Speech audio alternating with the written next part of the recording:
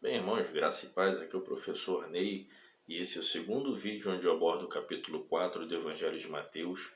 No vídeo anterior, eu abordei sobre a tentação do Senhor, e agora nesse segundo vídeo, onde eu vou finalizar o capítulo 4, eu vou abordar dos versículos 12 até o último, né, que é o versículo 25, certo? É isso aí, até o versículo 25. Lembrando o seguinte, no vídeo anterior, eu disse, quando eu falei a respeito da tentação, eu disse que a tentação do Senhor, ela se encontra tanto no Evangelho de Mateus quanto no Evangelho de Lucas, com pequena diferença quanto à ordem das tentações.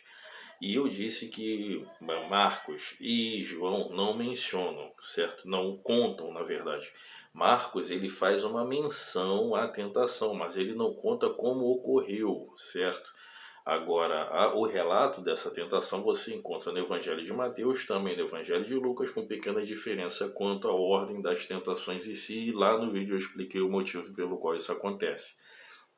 Aí, nesse vídeo aqui eu vou explicar o seguinte. Do versículo que finaliza a tentação do Senhor, que é o versículo 11, até o início do versículo do novo assunto, que é quando Jesus volta para Galileia e começa o seu ministério de pregação, é importante que você tenha em mente que passa um período de tempo. Há um período de tempo, e isso é muito comum. Quando você lê Bíblia, tenha em mente que às vezes entre um versículo e outro pode haver um período de tempo, tá ok?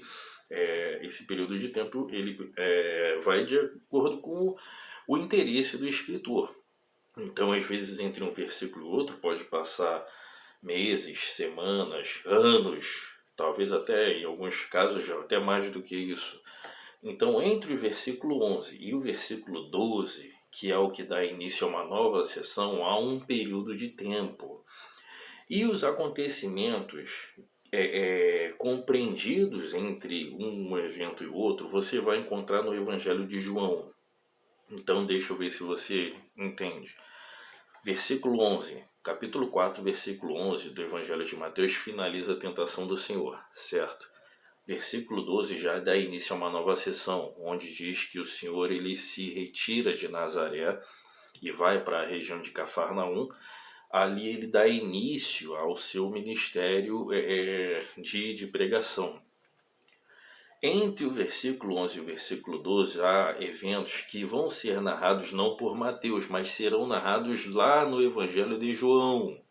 Os primeiros capítulos, né? Capítulo 1, capítulo 2, eu vou mencionar aqui alguns episódios.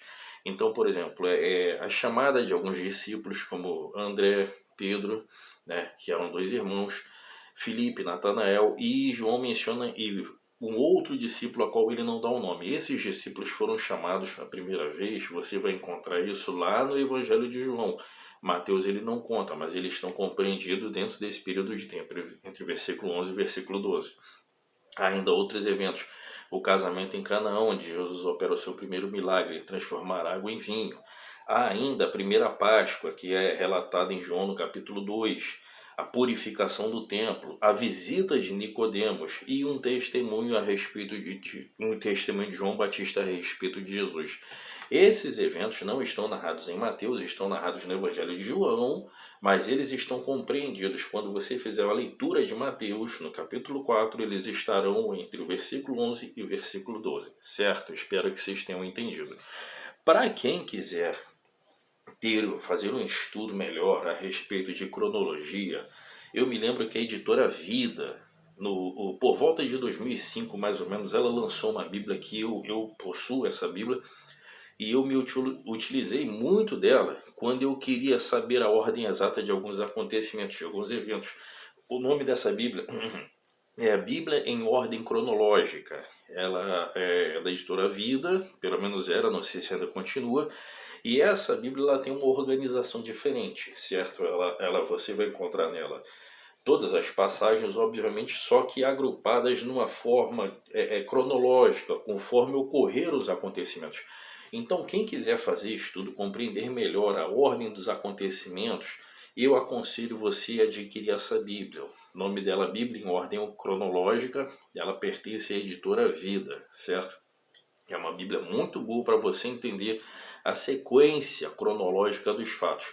tanto do Antigo quanto do Novo Testamento. Lembrando que em muitos casos isso serão suposições, tá? Não temos como precisar com exatidão quando alguns eventos ocorreram, se antes ou depois, mas é um consenso, é uma cronologia de aceitação majoritária por parte dos estudiosos. Fica aí essa dica.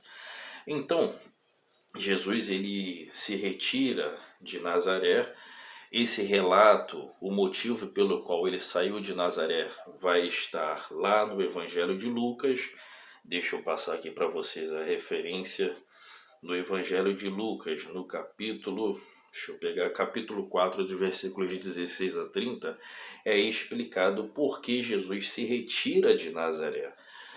Resumidamente, Jesus se retirou de Nazaré devido à incredulidade daquele povo. Vale lembrar que Jesus cresceu em Nazaré, por isso ele é chamado Jesus Nazareno.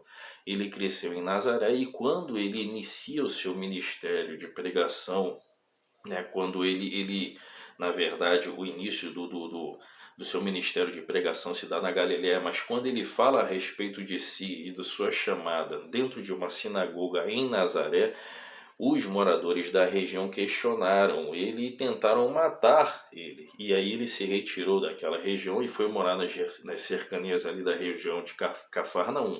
Cafarnaum foi, vamos assim dizer, um local onde Jesus ele operou muitos milagres, onde ele passou uma boa parte do ministério dele, e também Cafarnaum era a residência dos dois irmãos André e Pedro, Tiago e João, e também Mateus, esse o escritor do Evangelho, que ele também morava na região de Cafarnaum. Então Cafarnaum, né, Quifarnaum, a aldeia de Naum, ela se torna, vamos assim dizer, um quartel-general, vamos assim dizer, do Senhor Jesus, onde ele passou boa parte do seu ministério, certo? E Mateus ele traz ainda uma observação que isso acaba se tornando o cumprimento de uma profecia do Antigo Testamento, onde diz que daquela região de Zebulon de Naftali, dali, né, seria uma região onde o Messias estaria operando. Então Mateus, lembrando que Mateus ele tem muito essa proposta em trazer profecias do Antigo Testamento e mostrar que elas tiveram seu cumprimento em Cristo. Então, mais uma vez, Mateus ele mostra isso logo no versículo 15 do capítulo 4 do Evangelho, ele vai falar a respeito disso. Dando assim continuidade, daí por diante, versículo 17, daí por diante Jesus passou a pregar. Olha, o ministério do Senhor Jesus, ele era caracterizado por 3 ações: ensinar, pregar e curar. Então, quando se fala do ministério do Senhor Jesus, o ministério terreno do Senhor Jesus, ele compreendia ensino, como nós vamos ter principalmente no Evangelho de Mateus. É o evangelho que mais possui parábolas do Senhor. Então, o ministério do Senhor ele compreendia essas 3 características: ensinar, pregar e curar, conforme o Evangelho de Mateus nos apresenta. E ali na região da Galiléia, o Senhor Jesus ele inicia seu ministério de pregação, certo? Com uma mensagem muito parecida com a mensagem de João Batista: arrependei-vos porque é chegado o reino de Deus. Então é basicamente a mesma mensagem. Se você olhar nos capítulos anteriores de Mateus, onde João Batista prega, e você comparar com a mensagem do Senhor, você vai ver que é basicamente a mesma mensagem: arrependei-vos porque é chegado o reino de Deus. Então a mesma mensagem, uma chamada ao arrependimento, pois o reino de Deus, que é um tema muito frequente no Evangelho de Mateus. E lembro mais uma vez, conforme já disse antes, Mateus ele não cita dessa forma reino de Deus, ele cita reino dos céus, para evitar usar o termo Deus, uma vez que ele era um judeu e escrevendo para uma comunidade de judeus cristãos que haviam se convertido. Então ele evita usar o termo reino de Deus, ele substitui por reino dos céus. Continuando aqui, né, a chamada dos discípulos, dos versículos 18 ao versículo 22, Mateus ele fala da chamada de alguns discípulos. Isso aqui também é interessante. É interessante que você tenha em mente o seguinte: Mateus fala que 2 irmãos, Pedro e André estavam naquela região, e também Tiago e João também estavam beirando ali o mar da Galileia. Muitos eventos importantes ocorreram nesse mar da Galileia. Você vai ver muitas menções no Evangelho ao mar da Galileia.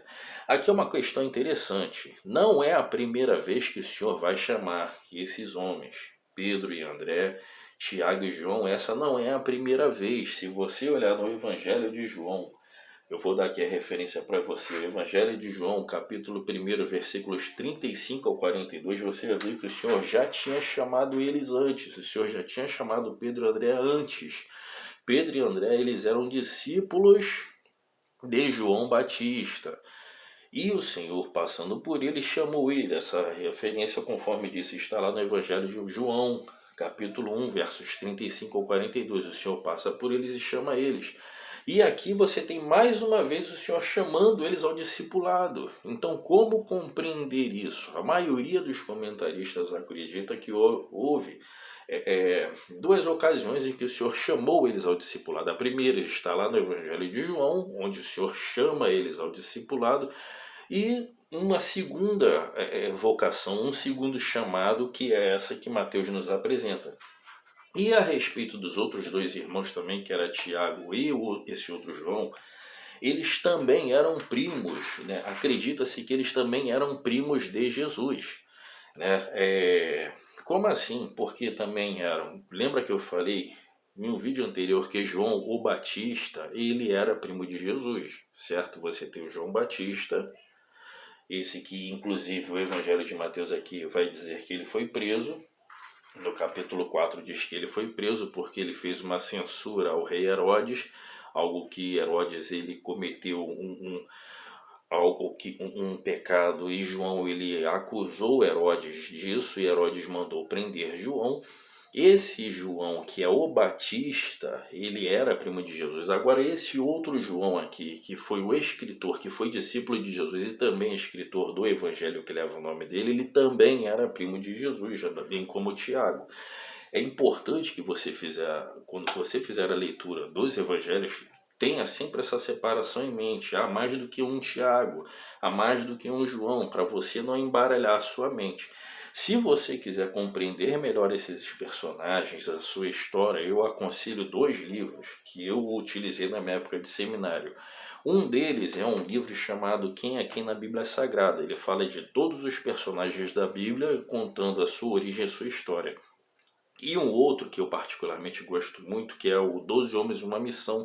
É um livro que conta a história mais a fundo, buscando registros históricos a respeito dos apóstolos, onde eles viveram, quais as suas características físicas. Em alguns casos há alguns registros, né? Não sabemos até onde esses registros são verídicos, mas há registros a respeito de alguns deles.